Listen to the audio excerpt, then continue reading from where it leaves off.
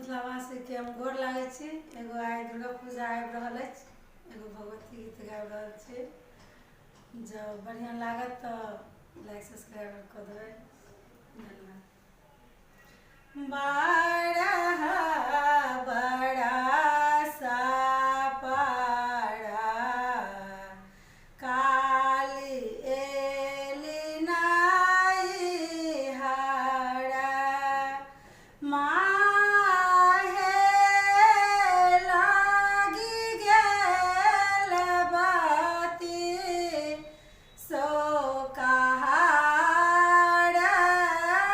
माहे लागी गेल बाती सो कहारा कौन रंग धोलिया माँ के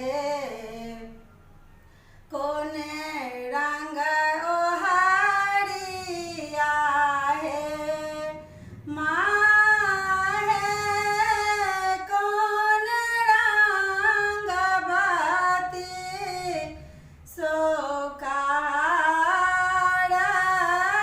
माँ है कौन रंग बाती सो कहारा